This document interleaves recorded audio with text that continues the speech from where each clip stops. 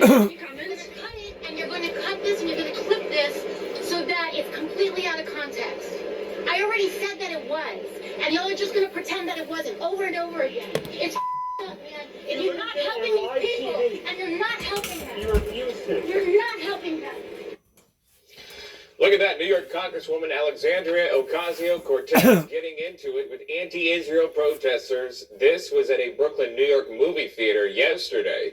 The protesters were saying AOC has not publicly called Israel's war against Hamas a genocide. AOC with her fiance Riley Roberts in this moment. And looks like she's getting frustrated. She didn't want to be approached by these folks. However, you pair that with some tweets that have resurfaced. This one coming back from December of 2020.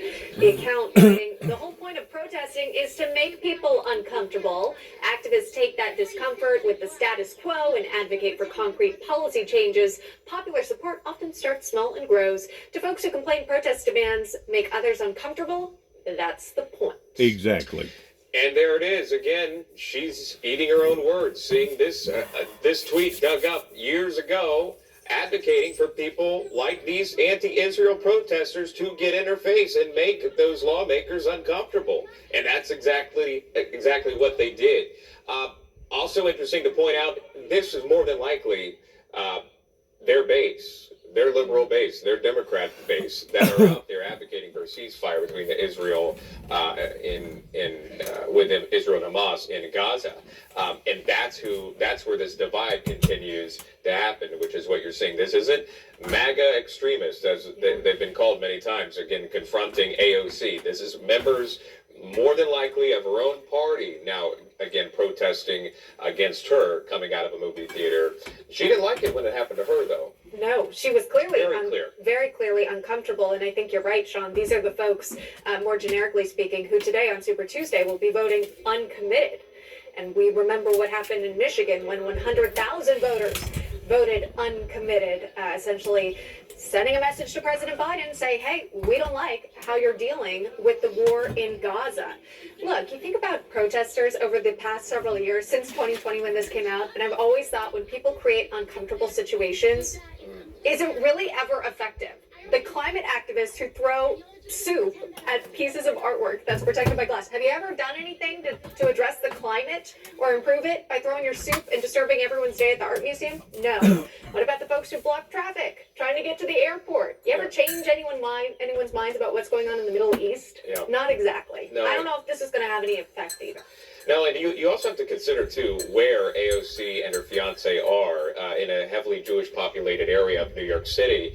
Do you want to be standing on the street corner? Perhaps you want to send out a tweet or statement or one of the videos that she does, but do you want to do that right there in the streets? They asked her to do something simple that her side really has called for many times.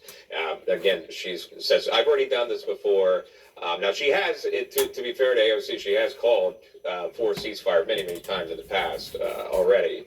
But the protesters, again, still on the ones that would side with her, still pressing her very, very, very hard there on the streets. But she's not having it, very frustrated there. All right, we'll continue to watch that. You cannot take somebody out of a race because an opponent would like to have it that way. And it has nothing to do with the fact that it's the leading candidate, whether it was the leading candidate or a candidate that was well down on the totem pole. You cannot take somebody out of a race. The voters can take the person out of the race very quickly, but a court shouldn't be doing that, and the Supreme Court saw that very well.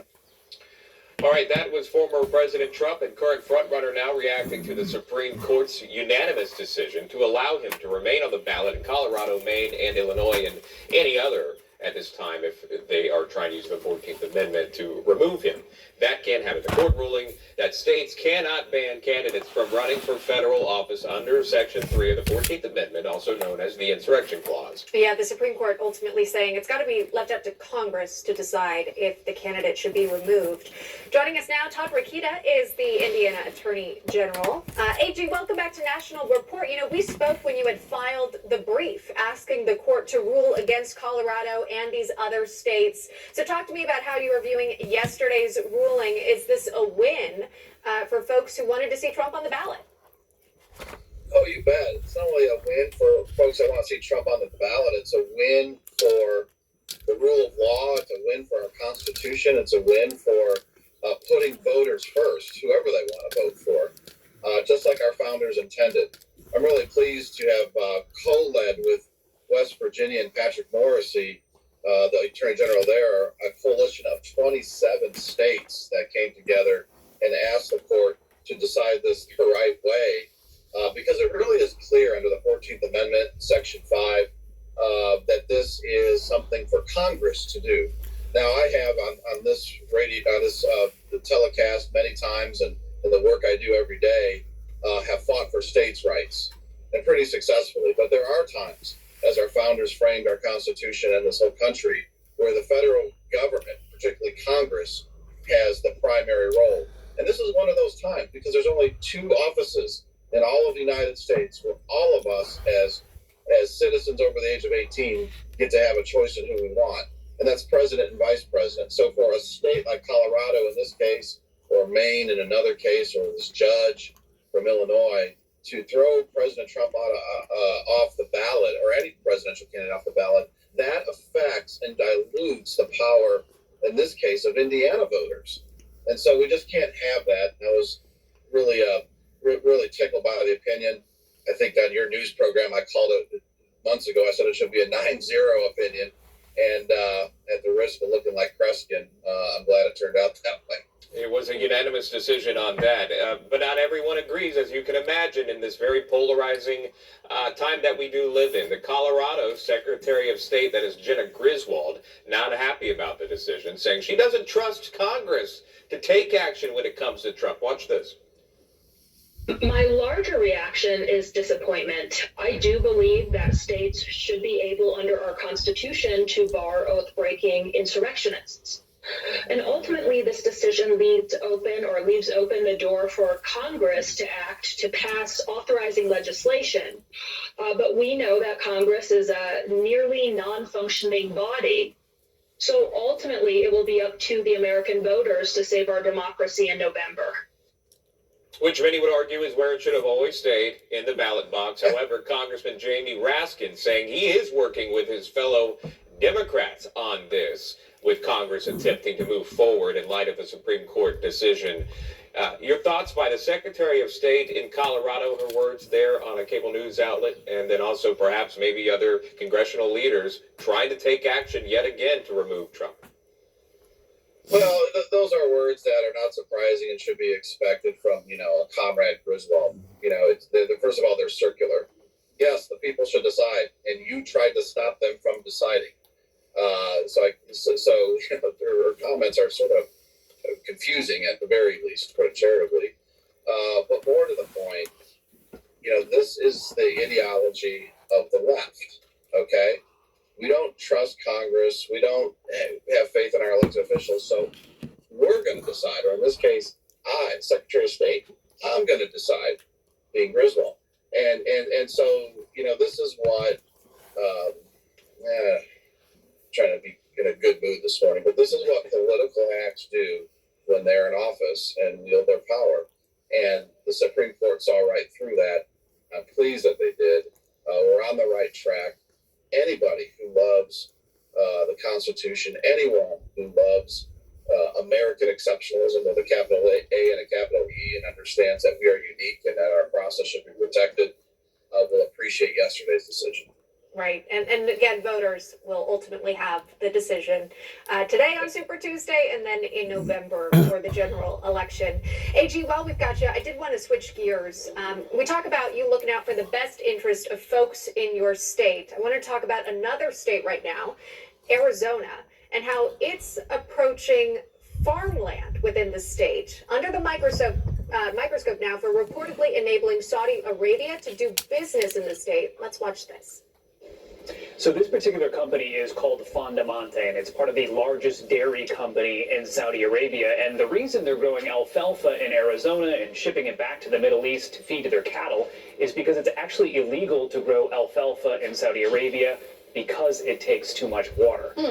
So that may sound kind of crazy to you, but what they're doing in Arizona is not illegal because Arizona has no regulations on foreign ownership of farms and also has no regulations on how much groundwater you can pump out. So again, the state of Arizona apparently leasing the land to a Saudi Arabian company to grow this plant stateside. And again, this might seem out of the blue, but apparently your state's looking to ban China and other foreign adversaries from buying up farmland in Indiana. Can you talk to us more about your plan, why you think it's a priority now? Yeah, there is a bill moving through the General Assembly, and I think there's at least 24 states that either have protections already and others that are working on them. But I can speak to Indiana, and the water issue has been going on for a long time, and it's been said for years now that water is going to be the oil of the 21st century. And I don't think people are off when they say that. I think that's right. It's a very precious resource. You see in the Arizona example, exactly that situation. So now in Indiana, there's a bill going through, and it's really, the purpose is twofold. First of all, there's a national security issue. Our bill is limited to, or the State General Assembly's bill is limited to our foreign adversaries. Think Venezuela, think China, think Russia, think North Korea. And not that North Korea is buying a lot of land in Indiana, but they could. China certainly is trying. And they don't even have a profit motive when they do it. They're doing it because they're sensing our weak spots, either around military installations or in areas where the market wouldn't necessarily accommodate some of the development that they want to do, but it certainly would be a windfall to the local people. So they use that as a hook to try to get in. So that's a problem. Now, you're right. I did say how much I believe in our Constitution in all respects, and America and Indiana is unique in the sense that we are one of the few places in the world where we recognize private property rights. So the other side of this is, well, why can't a private farmer who owns his land sell to whoever he wants? And the answer to that is there has to be a limit, at least when it comes to national security, for our holistic good, which is also called for in the Constitution. So, yes, private property rights, but not when you're putting Hoosiers and Americans at risk from a safety perspective. And I think that also could extend to the argument of food supply. Because that, again, with the water associated with it, in Indiana to grow soybeans or corn, I mean, we feed the world here in Indiana. You have got to protect those natural resources and the food supply and national security as a whole. Bringing spotlight on a story that maybe many were not paying attention to until now, thanks to Attorney General Todd Rokita. We do appreciate your time taking this here on this Super Tuesday, as, again, so many heading out to cast their vote today. We do appreciate that, AG. Thank you. Great to be with you guys. Thank you. Take care. Still to come, a trio of passengers now suing Alaska Airlines and Boeing for $1 billion. They claim negligence is to blame for that massive in-air cabin blowout. We're taking a people on the sides and see who they were so we can go and find them and ask them questions. But this is, to your point, the rhetoric that he had when he first came down that escalator, right? He has continued to enjoy support since then. And so I know people are listening like, how is Donald Trump still in this race? Because people are supporting him in places across the country still. And so, look, I think that Democrats, people in the news media, other Republicans that do not agree with what Donald Trump is saying, they need to call it out. It is very important. You cannot let the rhetoric slide. And every time we talk about immigration, since Donald Trump wants to bring it up, we also have to talk about the fact that there was a bill that Congress negotiated that there was a very strong border security bill that is not law right now because Donald Trump told Republican legislators not to get on board. That is, whenever it comes to all these misinformation campaigns, propaganda campaigns, where one party is struggling, the other party are trying to strangle them in a sense of getting them out. I've never seen Dirty Pool being played quite as dirty as what it is today. Getting back on what we was talking about earlier, or what they was talking about earlier, pertaining to Lopez or whatever her name is, that they was ridiculing because she was for Israel stopping the war because it was a genocide over there. First of all, it wasn't until the Geneva Conventions after World War II that we started putting barriers on wars by having humanitarian wars that had to basically adjust to various rules and policies and regulations just to be able to make war with another country or to have war with another country. And I realized from a humanitarian standpoint that that's probably the best way to approach any type of war. First of all wars are unnecessary, because if things would have been handled properly, the way that they should have been handled in 1988 during Ronald Reagan's administration, I don't think we would have had not one war. Because the Windmill Ministries missions has always been under the concept of peace and not war. I know that there's probably some people out there that will say, well, he's contradicting himself due to the Bible. No, the Bible speaks for the Bible, and Dennis speaks for Dennis. Dennis speaks for the Windmill Ministries missions. And the fact of the matter is, somebody changed the war policies after World War II in making it more of a humanitarian war. Let me ask you this. Has anything been brought out pertaining to Russia needing to assist aid to the Ukrainians over there, pertaining to making sure that the hungry are fed and the women are taken care of and the children are taken care of? Has anybody brought that out to the forefront in saying, well, how come Russia isn't abiding by these ethnic war rules? I'm going to tell you why. Because they basically said, we don't go by ethnic war rules pertaining to what was created after World War II, and we're in it to win it. And all the history books that I've ever read, going back to the very first war, of the War of All Wars, I guess, which was in the wars in the Bible, basically the history wars. I can't never see in there where there was any type of humanitarian rules and policies pertaining to having war. That only come into an existence after World War II, whenever the atom bomb was created. It's like, well, let's not go to war in a barbarian, heathenistic state like all our other ancestors went to war with. Let's just do it halfway. That way it looks halfway decent. That way, humanitarianly speaking, it doesn't look so bad on TV. I guarantee you, the heavens are laughing over that. The heavens are laughing over that, because that was basically designed from the very pits of hell. And I know this is going to sound cruel, cold, and indifferent. And this is one of the reasons why the Christian society over here, especially over here in America, has taken such of a beating on the cheek, is because so many people wanted to live that lukewarm state, or have all these different policies and regulations that originally did not exist. You have created a brand new concept whenever you're talking about humanitarian wars. From a humanitarian standpoint, yes, it is the best way, if you're going to have a war, to make sure that you do not inflict the elderly and the innocent and those who did not have nothing to do with that war to begin with. But the bottom line is this: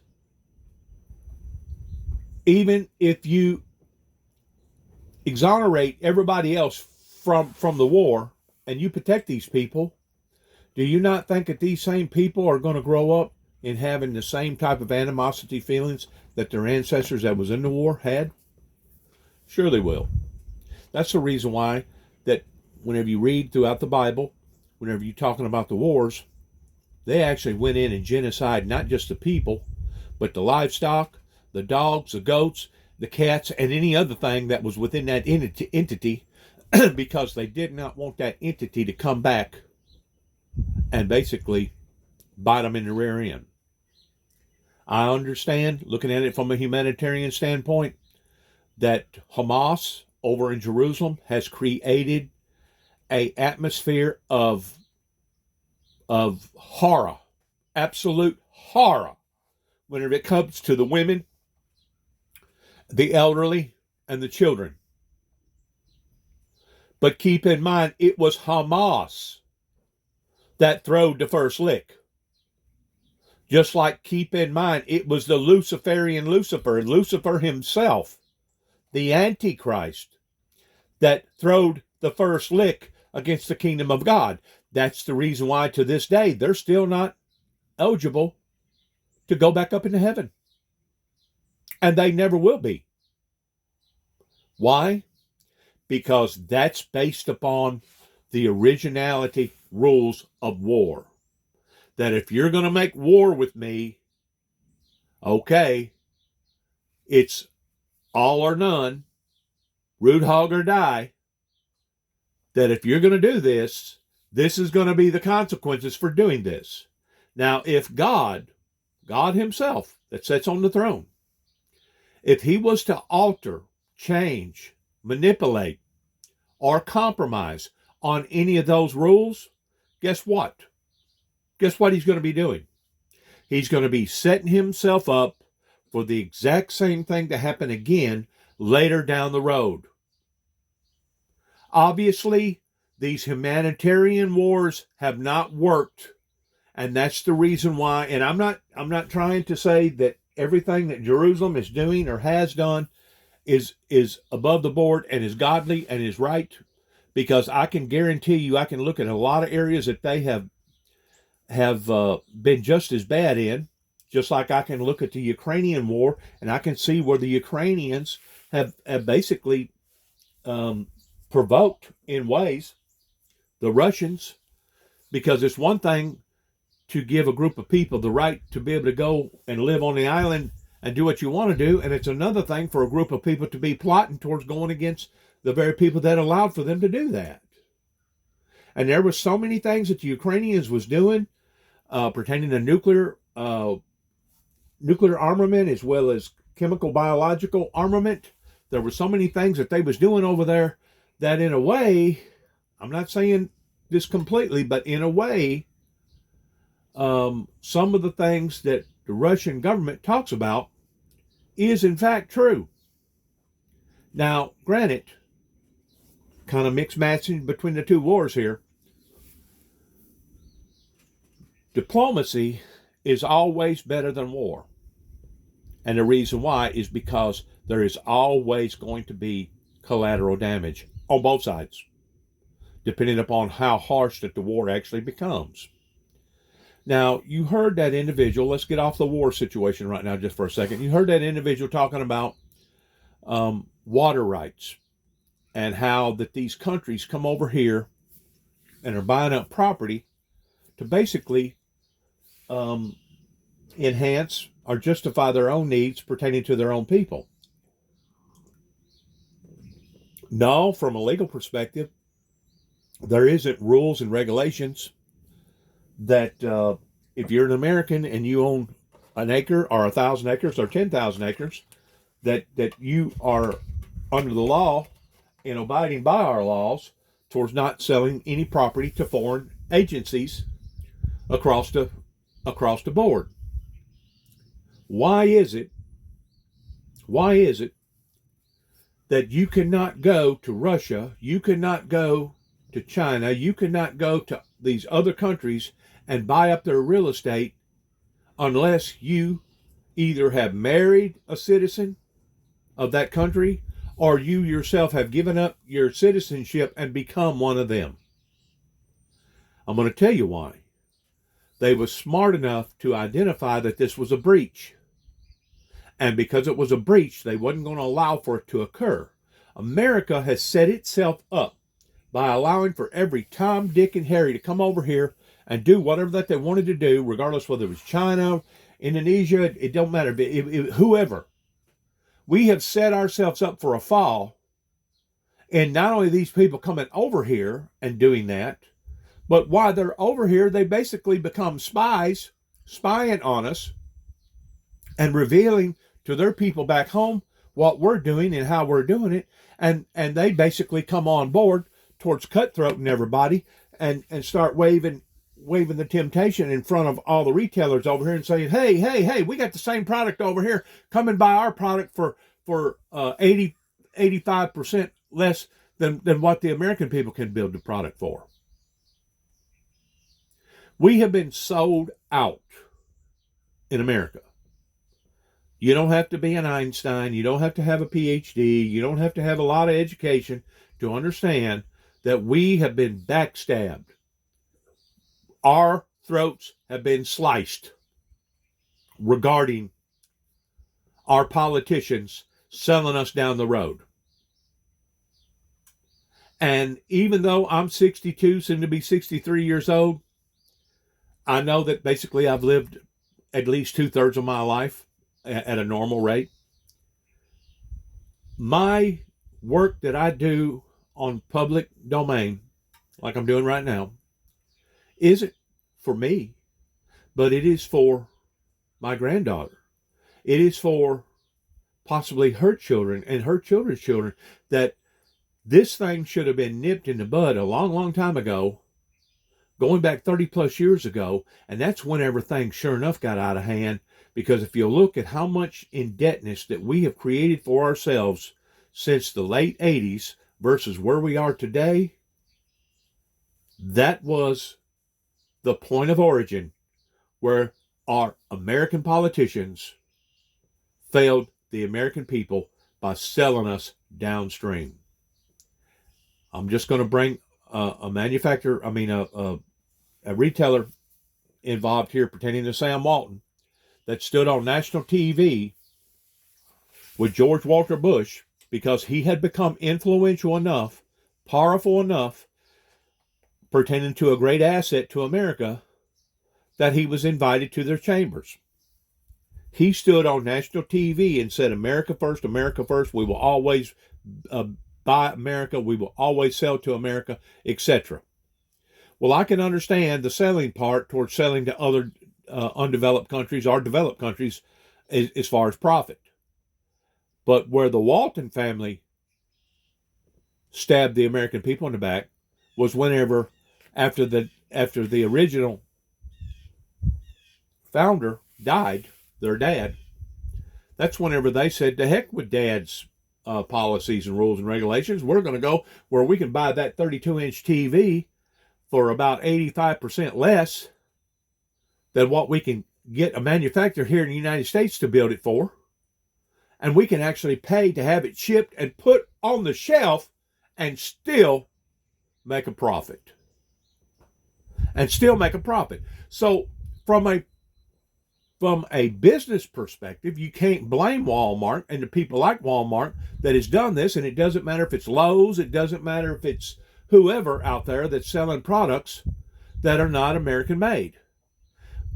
Our politicians, have allowed for this to occur. We have set ourselves up for a fall. And there's no other way to express it or look at it and explain it, because at one time we was the leading manufacturer in all, including medical, including agriculture, including all the above after World War II. So what has taken place that has changed that? Well, first of all, America started growing in leaps and bounds through the industrial age. And then all of a sudden, here comes the computer. Whenever the computer come along, that's whenever it become enticing for these retailers to look at these other products being made in other parts of the country and saying, wow, we can buy this product for 85% less than what we can buy here in America. let's go over there and make a deal with those people, and let's buy that product from them, and we can still put it on the shelf cheaper than what we could have had if we'd bought it from an American company over here. I know Joe Biden supports the unions, but the fact of the matter is that there's a twofold way of looking at the unions. First of all, the unions have done a good thing whenever it comes to taking unregulated work areas and make them more regulated towards being safer. Because if it wasn't for the unions, I truly do not believe that we would have near the safety regulations in play today in America pertaining to our factories and our labor workers if it wasn't for them. So in that perspective, the union has done a good job making sure that there was fire extinguishers, exit doors, making sure that whatever chemicals that you was handling, that you knew the dangers, and you was supposed to wear the proper equipment and the proper mask and all the above. All that is good. But what the union's done, they kept driving the American prices up to the point that basically America outpriced itself compared to all the other undeveloped third world countries out there that could do things for a whole lot cheaper. Now, does that mean that the undeveloped countries are not playing by the same set of rules? Because now they're having sweatshops as far as working young children, some of them as young as 10, 11, 12 years old in these sweatshops? Probably, more than likely, because not everybody's playing by the same set of rules, and that's the reason why that they can put out Hanes underwear, even though it's being made in Honduras or in Cambodia or wherever, that they can make it and put it out on the shelf a whole lot cheaper than what the American people can do. Not everybody's playing by the same set of rules, and that's where the computer come in at towards getting the cart in front of the horse to the degree that basically we got sold out because we was not paying close enough attention to what was happening in regards towards working on a local level versus working on an international global level. Now we're working on an international global level, and because of it, it has affected us over here in America tremendously in a negative way, to the degree that you can drive around, fly around, do whatever you want to do, and you can find all kinds of buildings that used to have labor forces in them, 2, 3, 400 people, maybe even 2 shifts, and now those same buildings are sitting dormant. As Donald Trump says, it looks like tombstones whenever you fly over them on an airplane. And I'm pretty sure that's probably one way of looking at it, that it looks like tombstones. In other words, it was an active, productive labor force that was producing a particular item or whatever. I'm going to use Kelwood right here in Northwest Tennessee, where my mother worked at for about 30 years. That was constantly working in the sewing industry of making various things. And now all of a sudden, these same Kelwood factories have shut down and become vacant, I guess, for the past 15, 20 years. And in a lot of cases, the building is still there, but there's no one occupying it. Greenfield, Tennessee is a good example of that. That's where my mother worked for about 30 plus years. And now the building's still there, but ain't nobody occupying it that I know of. Not on a grand scale what it was occupying it, as far as having 300 or 400 people working there every day on the products that they was making. So in that sense, we have been, in fact, so downstream. What gets me is that the younger generation growing up today still either cannot or will not hold the people responsible and liable that put us in this situation to begin with. This is the reason why I refuse on Super Tuesday to go to the ballot box and make my pledge of who I'm going to support or who I'm not going to support, because as far as I'm concerned, both parties have failed the American people. And until we're willing to make a stand in saying that and doing something about that, we're going to continue to be like the dog chasing after its tail. We're going to be moving, but we're not going to be going nowhere. That is the whole reason. Because why? It was going to help Joe Biden. Donald Trump does not care about the immigration crisis happening in this country. What his campaign is about, what his whole ethos is about, has nothing to do with policy. Everything to do with, rhetoric and aesthetic. But Simone, with all due respect to you as a certified member of the national media, you're missing the point. The point is, What's that? Joe Biden is 81 years old. So? That's the story we have to cover. Oh. That's the story that is in every major American newspaper, sometimes quite often on the front page above the fold. So you'll either The get president your is choice 81 is years the old. 81-year-old or the potential criminal. Then you're 81-year-old or the bigot. 81-year-old or the racist. In terms of 81-year-old or the fascist. in terms of how we lead our lives on an everyday basis, okay? The 81-year-old knows that no New York City school child is being thrown out of a seat to have someone who just crossed the border replace them in that classroom. The 81-year-old, who people talk about all day long in the news media, is the person who says, I can fix the border, but they won't let me. Right. Donald Trump and the Republican Party. The 81-year-old, who people say, oh, gee, he shuffles along, he walks a little too slowly for me. He's the one who stands between them and having no health insurance. Yeah. Okay? The 81-year-old... Who brought their diabetes The meds. 81-year-old is the guy who has presided over the healthiest, fastest growing economy in the last 30 years. The 81-year-old is the guy who gets up at 7 o'clock in the morning and works all day to try and keep the Middle East from inflaming itself even more than it's inflamed. Still on the phone. Mike has after the receipts. That's what Mike has the receipts.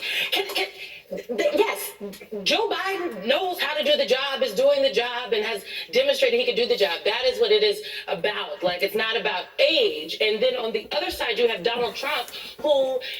what he's doing is very dangerous. Like, Donald Trump is not just talking. There are people that have acted on his rhetoric. We have example after example after example.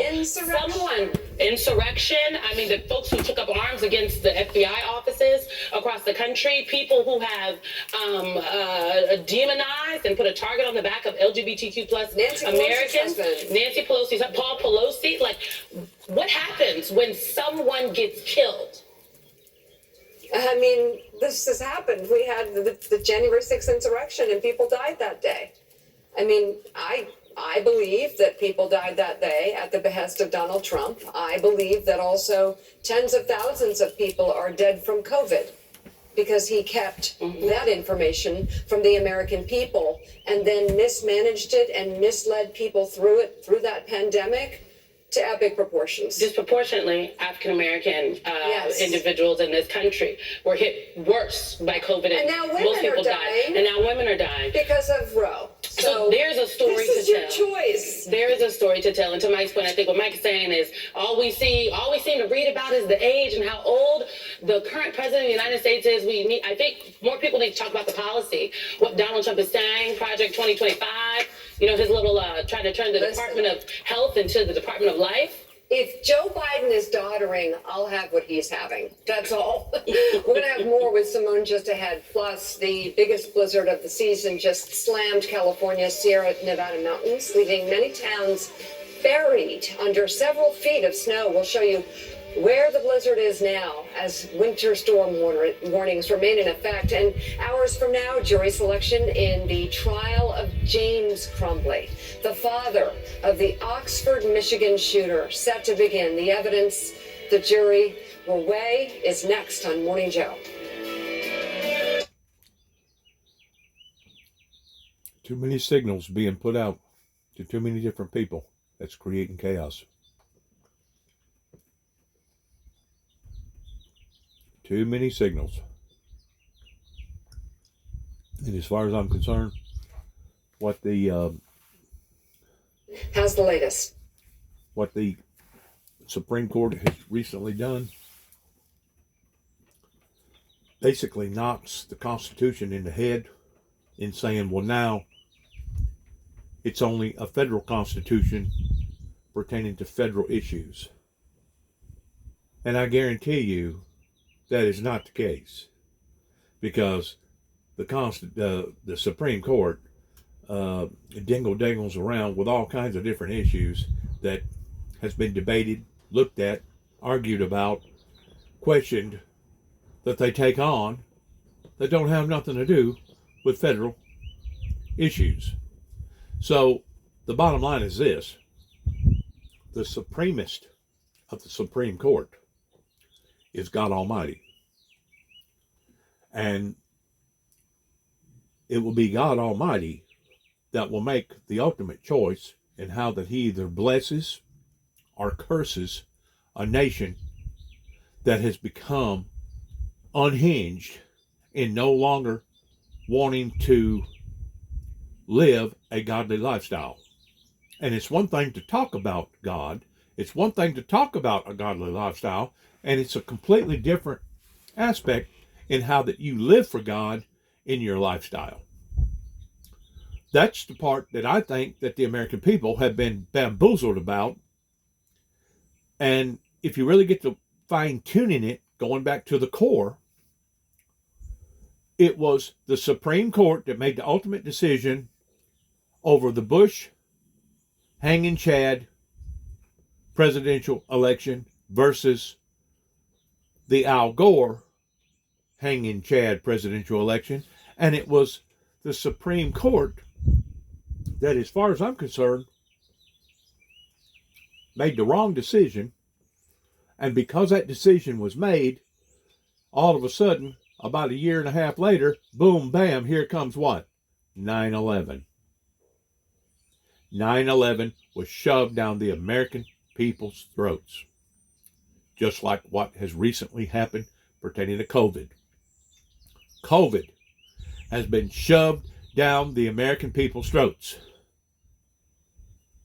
So it's endless in the pain and the suffering that obviously various leaders and the majority of the people in America has gotten off the beaten path of, and it's all related around the Almighty and what the Almighty expects. And whenever the Almighty is disapproving of the lifestyles that is being conveyed, either in America or wherever, in whatever continent that it may be in, that's whenever the Almighty responds and reacts towards lifting his protected hand off of that nation and basically looking down and saying, okay, Lucifer, do your job, sick 'em. You wanted to be on the dirty side. You wanted to bring harm and hurt and horror. You wanted to divide and conquer, sick 'em. And that's exactly what the devil's doing right now. And what you're fixing to see, I have already made mention of, whenever it comes to these deluges coming out of the sky. It's not just summer deluges. It's not just independently a certain deluge is going to happen at a certain time, but it's year round. Because that upper loft that we continue to keep talking about, as far as the upper atmosphere becoming hotter, that holds more moisture, this is a primary example of it, of what you're fixing to see that has recently happened out west. This morning, the race is on to dig out vehicles and homes from a weekend blizzard before snow from a new storm starts piling up again. We had grass coming up in our yard on Thursday, and now our windows are all buried in our house, so. This is the aftermath of an intense multi-day storm that unleashed a life-threatening assault on the Mountain West, dumping 5 to 10 feet of snow across the region. It was full on. It was definitely some pretty intense periods of whiteout conditions. The region's major thoroughfare, Interstate 80, finally reopening after disrupting traffic and commerce for days. It has been a real mess. If you live in it, then you're used to it. But if you're not, I would just say don't come up here if you don't have to. Because of heavy snow and winds that reached 190 miles per hour at the highest peaks, officials and locals still urging caution on the roads. We've just been taking it slow, going 25, 30 miles an hour. The storm effectively ending the season's snow drought, bringing California's snowpack level up to 104% of normal, up from just 32% at the start of this calendar year. Lake Tahoe's famous ski resorts opening back up carefully. with conditions still sketchy up top and deep powder everywhere. Today we're going to go ski some mellow tree lines and hopefully avoid the avalanches. NBC's Steve Patterson with that report. Jury selection begins this morning in the trial of James Crumbly, the father of the Oxford, Michigan high school. That was an unprecedented storm. That once more is all part of the global warming. That the atmosphere above the clouds that I keep calling the loft has warmed up to the potential that now it is responding and reacting abnormally. This is the reason why that we're seeing the deluges in the summer and the massive storms in the winter. I think it was last year, if I'm not mistaken, up in Wisconsin. Let me think. It was Michigan, where they was getting, may have been the year before, where they was getting a lot of moisture coming off the Grand Lake.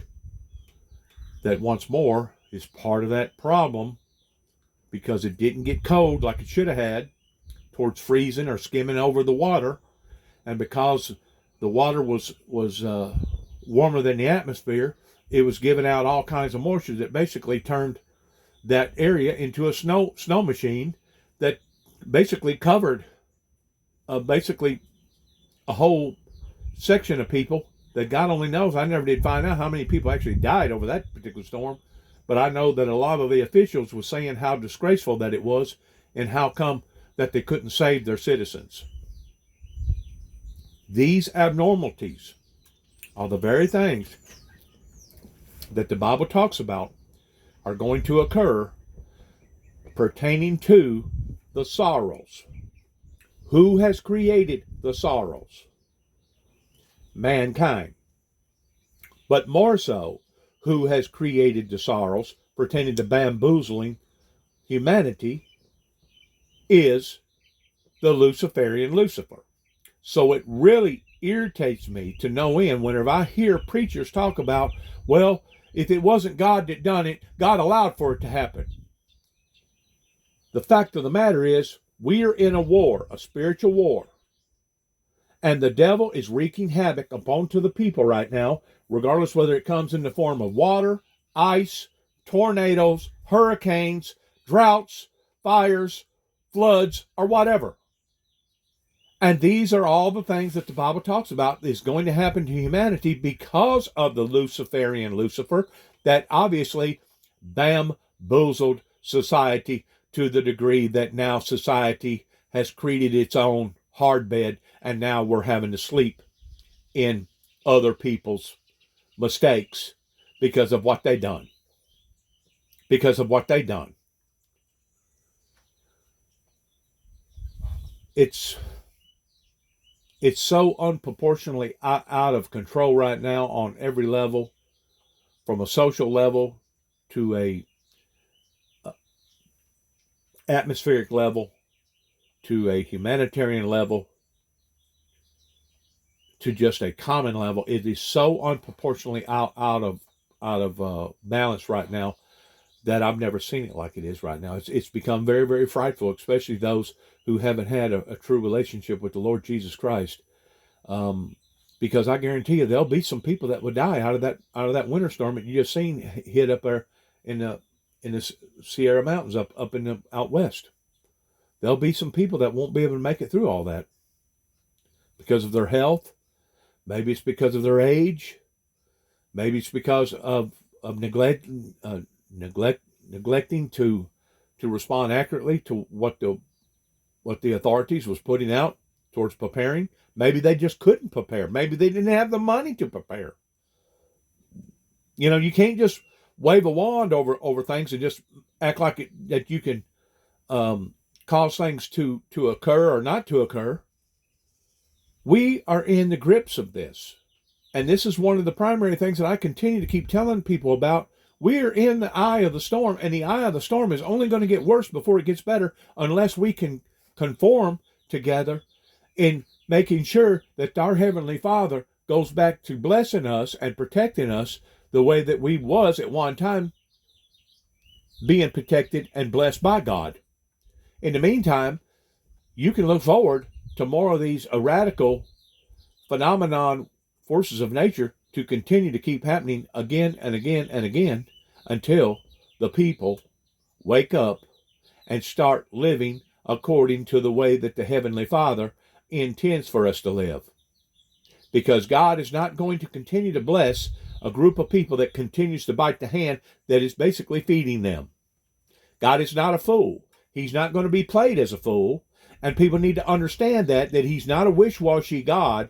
He's not a God that lives in the middle. He's a God that either you are for me, just like Jesus said, and those that are for me cannot be against me. And by saying that you're for God, that means you got to live for God. That means you got to place God in your life to the point that He is the primary soul. Landscape today. Yeah, let's take a look here. So you see on the left, He is the primary soul entity that basically generates your life from one day to another. And God's going to know those that are just playing God versus those that are truly real to God. He's going to know. So many people, not least in the region where I am. These talks have been ongoing, of course, in Cairo, as you rightly pointed out, and the U.S. Secretary of State speaking with the Qatari Prime Minister, meeting with him in Washington, a key mediator in these talks. This is what Egypt's Prime Minister said earlier, quote, "I do not want to say whether there is optimism or pessimism. We have not yet reached a point where through it we could achieve a ceasefire. The Americans have been pushing very hard to get a temporary pause in place before Ramadan, March the 10th, there or thereabouts, Sunday into Monday this week." That statement from the Egyptian Foreign Minister does not sound particularly optimistic, Alex. And on top of that, Becky, we heard today from Egyptian state media, which is essentially a mouthpiece for the Sisi regime, and they said that there are difficulties in these talks, but that talks are continuing. The U.S., from their perspective, is saying that Israel has essentially agreed to the broad framework of a ceasefire, and they are very much putting the ball in Hamas's court. There was an interesting comment to CNN from a senior Hamas official in which Bassem Naim said that there is no way to know the fate of the Israeli hostages held in Gaza except after agreeing to a ceasefire and starting its implementation. And Becky, that is a reference to this demand that we have reported on that Israel is now making, that they want a list of the hostages who are still alive and those who are dead in Gaza before a ceasefire can happen. And here we have Hamas saying, well, we can't give you that list until a ceasefire happens. To what extent this is a sticking point or an impasse, that remains to be seen. Clearly, the mediators still working. Sounds to me like an entrapment technique. That way they can pick and choose in what they're going to say and when they're going to say it based upon the other party.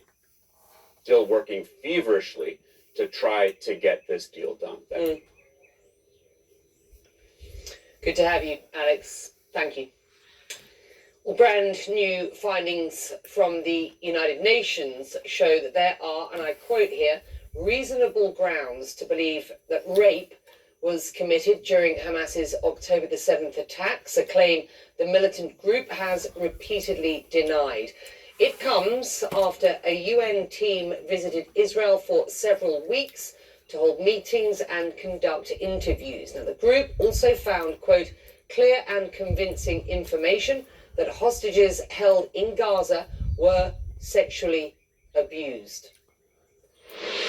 We found clear and convincing information that sexual violence, including rape, sexualized torture, cruel, inhuman, and degrading treatment, has been committed against captives. And we also have reasonable grounds to believe that such violence may still be ongoing against those still held in captivity. Well, that's the UN Special Envoy who led the team. She says they also heard accounts of abuse of Palestinians in detention. information about cruel, inhuman, and degrading treatment of Palestinians, men and women in detention, also under the administrative detention, including sexual violence in the forms of invasive body searches, threats of rape, and prolonged forced nudity.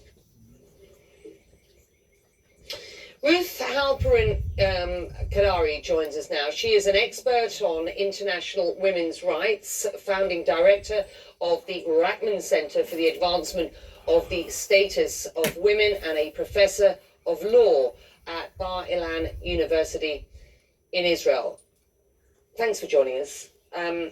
What do you make of the report as laid out at the UN by the special envoy sent to Israel to build this report after days of investigation? I welcome the report. I believe that the special envoy, Ms. Carmela Patton, the special representative of the Secretary General, did an incredible job here. Together with her team. They spent more than 2 weeks in Israel.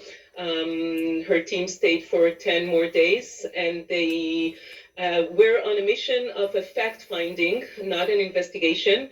But what they found confirms what we had been saying and what I, for example, had known for many weeks now of mounting evidence, testimonies, indications, photographs, footage that clearly show that sexual violence had definitely been part of the Hamas massacre on Israel on October 7th.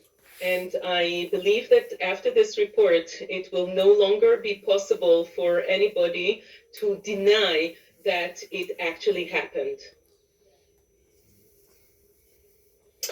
The president, Isaac Herzog, earlier in response to this report, tweeting, and I quote,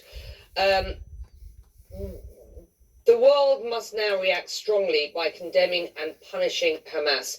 We must all continue our relentless efforts to bring all the hostages home to their families. As we can learn from the report, they are constantly under clear and present danger," underscoring, as you know, so many sort of key stakeholders are now on Gaza, that a pause is necessary, or at least from Isaac Herzog's position, the release of these hostages is absolutely paramount. Of course, that is tied up in, at this point, a ceasefire, you know, be that temporary or, as Hamas and many people in the region that I'm in would suggest, is a permanent ceasefire. What's your position on this? I think that now that we have confirmation that the hostages who are still alive in Gaza are subjected to ongoing sexual violence, the calls should be for an immediate and unconditional release, and it should not be tied to any demand for a ceasefire. Although I personally think, but here I'm speaking, of course, not as a spokesperson for anybody, I believe that anything and everything should be done to release them. But for anybody who has any shred of morality and humanity, to know that sexual violence is still being ongoing while they are in captivity should lead to a demand of an immediate release, or at least at the beginning to have them access to for the Red Cross to have access to them, to know that they are alive, that they are being taken care of, that medicine can be brought to them, that they are safe from any... There's no doubt that these atrocities are being committed. Once more, these are all the casualties and the collateral damage that goes along with war. I'm sure that those investigation reports that come out pertaining to what the Russian soldiers was doing to the Ukrainians not only in mass killings, but also in rapes and etc. I'm sure that those reports was also accurate. Once more, diplomacy in being able to talk your problem out versus go to war with one another is always the best option to take. Always has been, always will be. I want to clarify something real quick, that a lot of people has been misinformed about me going up into the hills of Kentucky and praying basically for retribution to fall upon a society pertaining to all this ungodliness that's happening. First of all, I wouldn't have had to have went up there and done what I done if people would have done the proper and right thing down here in the United States. Secondly, I did not pray for retribution to fall upon to the godly. Only the ungodly, or those that was playing God, that wasn't true at heart towards serving God. I realize that whenever the Bible talks about that whenever the blessings of God comes and it rains on the just, just like it rains on the unjust, that there's really no way of defining the differences there, because God works in a completely different statute pertaining to the forces of nature. Just like whenever it says that the curses of God will come down in allowing for Lucifer to bring harm and hurt to society, that it's not just the guilty people that gets harmed, but it's the innocent people that gets harmed too as well. This is where the innocent people, this is where the godly people has to stand up and say, you know what? Y'all brought this upon us. And because y'all brought this upon us, not only are we going to leave and make y'all accountable for this, but we're going to make sure that it doesn't happen again. And a good example of that is what's happening over in Africa right now, in basically being against the LGBTQ community, because they know that it's the hand of God that either blesses them or curses them, and they're tired of the curses that has befallen up into the great nation of Africa. And because of it, the people are finally getting smart enough to say, you know what, we're not going to participate in this, because we know it's ungodly and it's evil, that it's against God's will. Well, America has been participating in all this extrapotential activity pertaining to paranoid sorcery activity, and now it's beginning to bite everybody in the butt, including the innocent. This is where the godly, this is where the innocent needs to stand up and say, you know what? Y'all, pertaining to the lukewarmers and the ungodly people, are the ones that has brought this upon to us.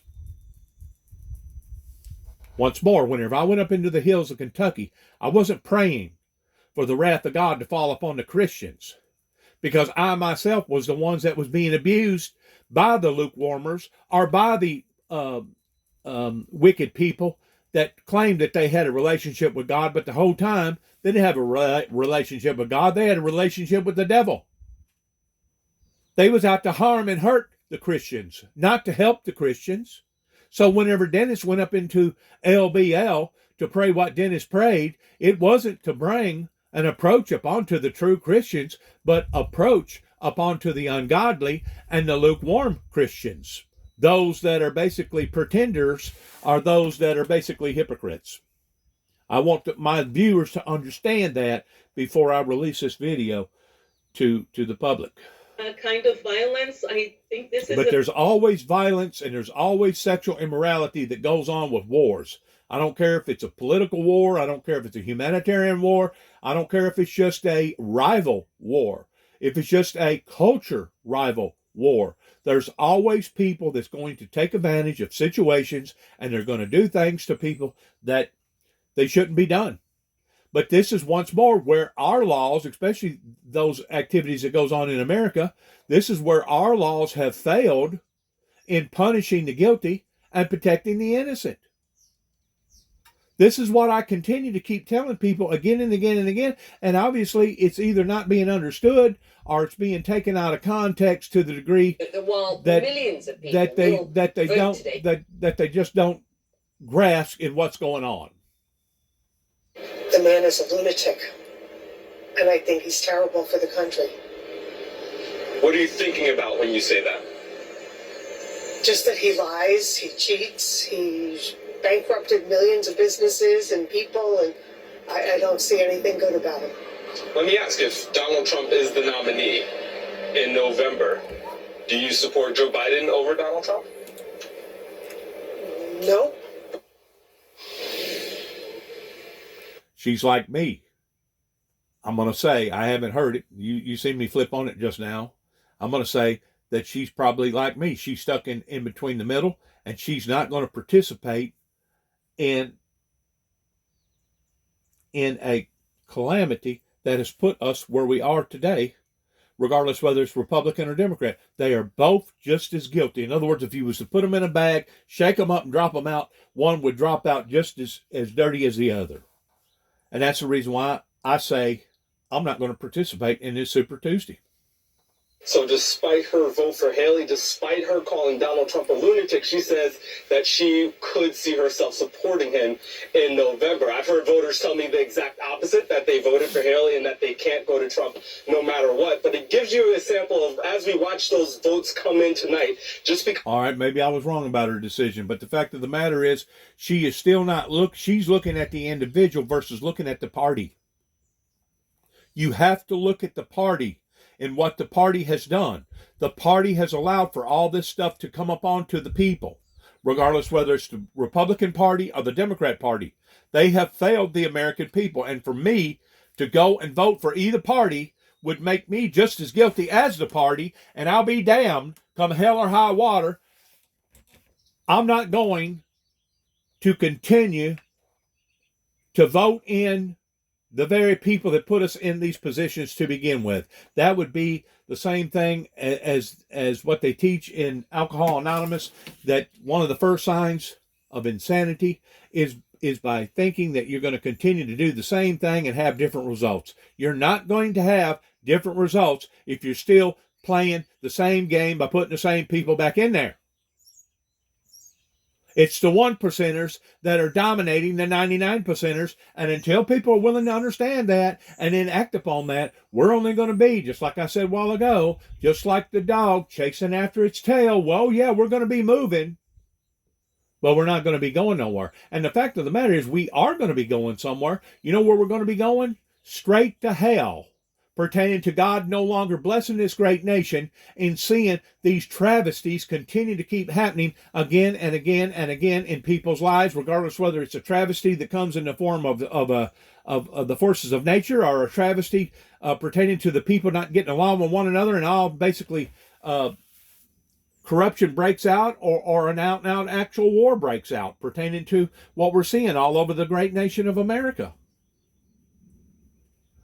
Once more, we like to think that our Supreme Court, we want to put these people on a pedestal by thinking, well, they're just people and they're going to make the just decisions pertaining to their actions. It was the Supreme Court that violated, as far as I'm concerned, the people's principles whenever they put the Republican Party in power versus the Democrat Party in power. This is where God's justice exceeds and excels over the Supreme Court. And it's God's justice that is the true justice above and beyond all justices, regardless whether it's the American justice or the Russian justice or Jerusalem and Israel's justice or China's justice. It is the supremest of all supremists, God Almighty, that makes those decisions in what he does. Now, you can point your finger like some of these preachers and say, well, if God ain't involved in actually doing it, he allowed for it to be done. Okay, let's say that God did allow for it to be done. Let's use that perspective. Let's use that metaphor for a second. Why did God allow for that? If that's the base principle that you want to go off of, and that's the part that the people don't want to assess and put in their minds by saying, you know what, if God is trying to tell us something, maybe we should listen. And maybe the only way that we're going to learn from our mistakes is quit making the same mistakes and start doing stuff differently, because obviously what we've been doing has not satisfied the supremest of supreme God pertaining to the Almighty. This is where I stand. I'm going to continue to stand that way pertaining to the righteousness of God, regardless whether I can live according to the righteousness of God I'm going to struggle and try every day to do that. Every day.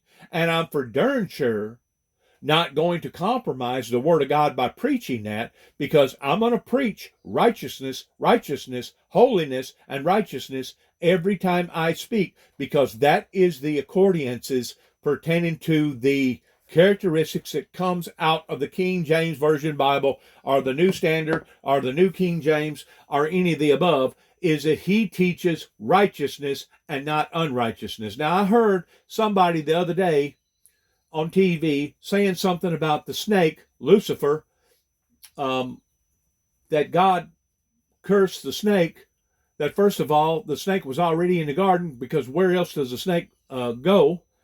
Taking things completely out of context. And then the person spoke up and said, well, a snake already walks on its belly, or gets around on its belly, so what good was the curse towards cursing the snake? That's the part that I'm talking about, where people take things out of context. First of all, the Garden of Eden was put there for humanity.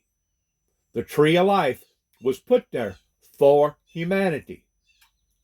It was the snake, the Luciferian Lucifer, working through the reptilian, that decided that he was going to pollute that and pervert that, and that's the reason why he entered into that particular garden. It ain't just a regular garden like we think of a garden in a natural sense. This was a supernatural garden that was put there for Adam and Eve. The devil knew that he did not have no place in that garden. He snuck in. The fact of the matter is, the snake used to get around on its tail and walk upright just like a human being. That's the reason why it specifically talks about in the Bible that the snake was one of the most craftiest beasts in the field. After that beast done what that beast done, that beast was basically punished for the rest of its life towards no longer getting around on its tail, but now it was going to get around on its belly, because odds are that's probably how the beast snuck into the garden to begin with. It didn't just walk up to Eve, because if it did, Eve would have recognized it. Eve would have recognized that this is a foreign entity that should not be here. So the snake had to get into that Garden of Eden some way or another, so the snake chose to get down on its belly and slip in between the leaves and all the other underbrush, till finally it got to talking to Eve. And the next thing you know, Eve got to listening. Eve wasn't frightened. Eve started thinking, wow, I should listen to this entity. And the next thing you know, the entity disclosed itself and said, well, what God has told you is a lie, because if you do eat of the tree, you will become as smart and as wise as even God himself. So it was the Luciferian Lucifer that snuck into a garden, and not a garden like we think of a garden, but snuck into that garden and snuck into it probably on its belly, that originally didn't have to use that form of tactic to be able to get around, but it snuck in there on its belly, and because of it, God cursed that reptilian and said, from this day on, you will never be able to walk on your tail again. You will never be able to walk upright, and you will continue to do this towards eating the dust, the dirt that's on the ground, and that's how you're going to get around from this day on. And God basically had to put a wedge in between mankind and sin, and that's whenever basically the tree of life was pulled from the Garden of Eden. And if you really get to looking at the true tree of life was only mentioned in Genesis, and it's only mentioned again in Revelations. Now, there's different forms of trees of life, and there's different references to trees of life in different verses other than Genesis and Revelations. But if you get to looking at what God is talking about and why he's talking about it pertaining to the true tree of life, the true tree of life began in Genesis, and the true tree of life ends in Revelations, whenever God reformulates formates a brand new heaven and a brand new earth, and all the true Christians serve God day and night and live with the Lord Jesus Christ up in heaven, pertaining to where the tree of life is. Pertaining to where the tree of life is. Once more, there's consequences pertaining to being disobedient to the Heavenly Father. And once you start deviating from that, then you start walking on thin ice. Not just the Americans, but the world in general has been walking on thin ice now for quite some time, and it should have been a strong indicator whenever COVID come into people's lives. That should have been a strong indicator that this is a sign, and we need to revent, we need to analyze, we need to look at ourselves differently, we need to evaluate ourselves differently, and we need to start doing things differently, because this was a definite phenomenon, supernatural event that come into the existences of humanity that brought hardship up into our lives. Why would have a God that loves his people allowed for this to have happened? Because God is trying to teach us something. Plus, God is not going to continue to stand true or bless or protect a group of people that basically continues to keep biting the hand that's feeding them. God is not a fool. And if people want to play God for a fool, they can do that all day long. But the bottom line is this: God is not a fool, and there will be punishment for playing God that way. That's the reason why God talks about in the book of Revelations, in the first part, talking to the 7 churches, that he'd rather you either be hot or cold, that if you're lukewarm, which is basically being a blasphemer, by saying that you have a true relationship with the Heavenly Father, but knowing that you don't, that will be the unpardonable sin of those who are living that lukewarm status by saying one thing, but by living in a completely different way. That's the reason why God says that he will spew them out of his mouth in the final and last days, and basically be thy faithful, and that he would not put upon us none other burden to hold fast till he comes. He continues to repeat that to the 7 churches again and again and again. I cannot be more explicit about that. These are facts. This ain't some sort of a survey. These are facts. Now, it's up to you to either accept the facts or not accept the facts. Just because you see voters going away from Donald Trump in some of these states doesn't mean that all of them won't go back to him or stay away from him once we get to November on it. Of course, it's just a sampling, but good to hear from those voters to get a sense of what's on their mind as they're going to the polls. Or once more, to me, it's a smokescreen, it's a diversion, because people want to look at the man more so than they want to look at the party. It's kind of like looking at a church. You want to look at the true church. You don't just look at the church building.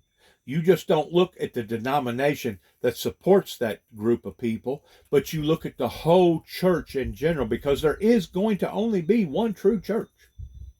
Whenever Jesus talked to Peter and said, upon this rock I will basically be the cornerstone to the church, he was talking about the true, righteous, holy, eternal church. And there's only going to be one true church whenever it's all said and done with.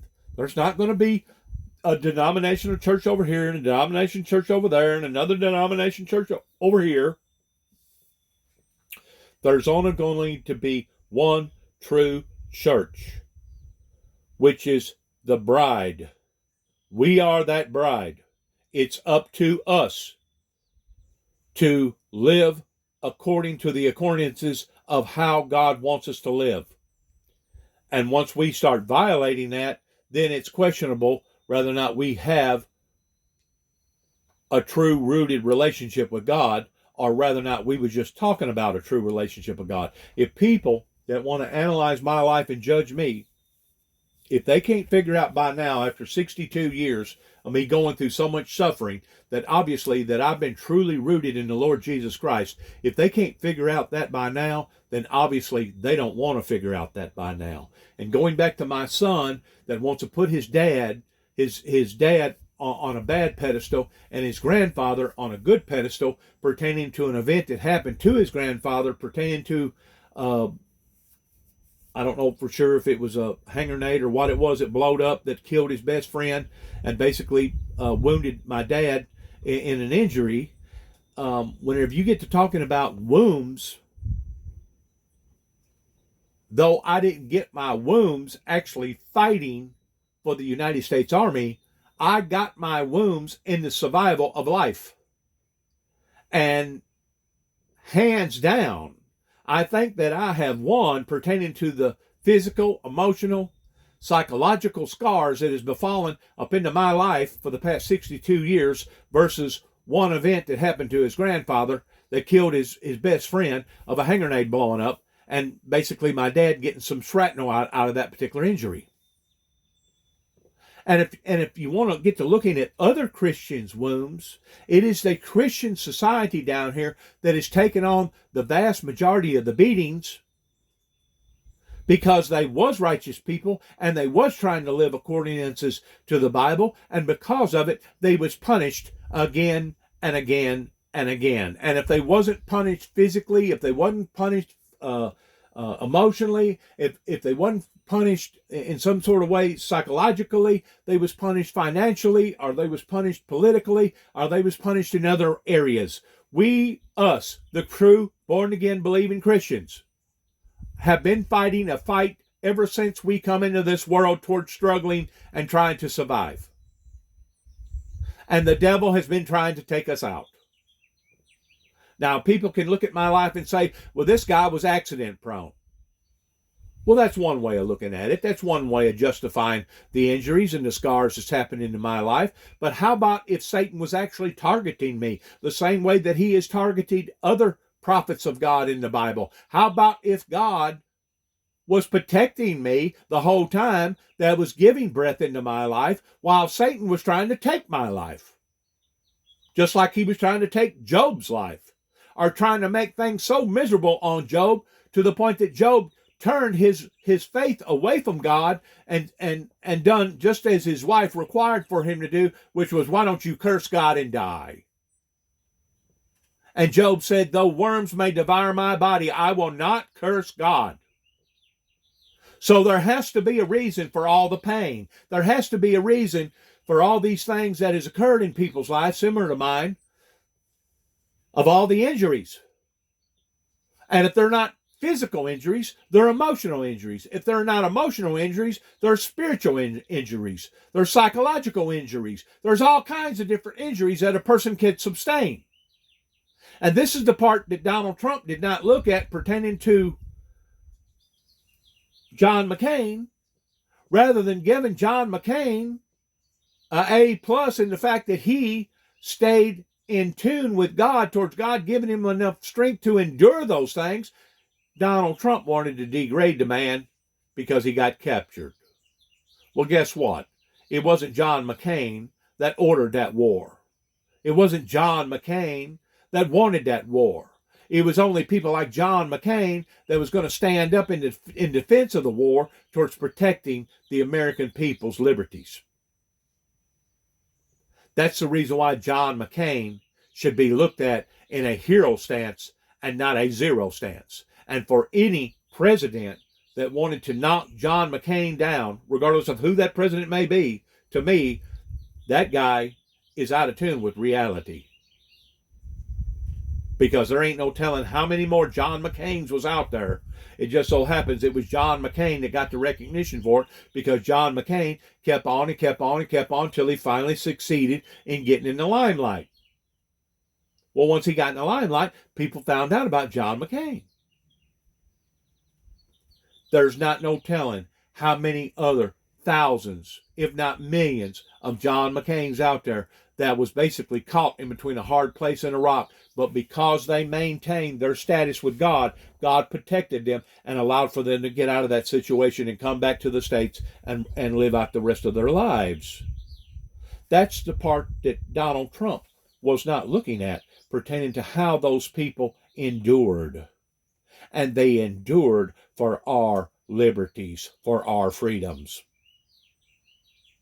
Thanks again for listening to the Windmill Ministries missions. We want to thank you for your time. God bless America. God bless our troops. And good luck to each and every one of us on this Super Tuesday. That, like I said, as far as I'm concerned, I am not participating in two groups of people that has caused us to be where we are today, towards being trillions and trillions of dollars in debt, all the drugs, all the gun violence, all the suicides, all the jobs leaving out of America. I refuse to participate in voting for either group, and which basically is going to, I guess, violate me being able to criticize whatever group does get in power come November. But the fact of the matter is, both groups have failed the American people. And by voting the same group into the American existences, towards thinking that this same group, the very people that put us in this problem, are going to get us out of this problem, is ludicrous. It's absolutely ludicrous. You're only deceiving yourselves. Good luck to all of us, and shalom. God bless.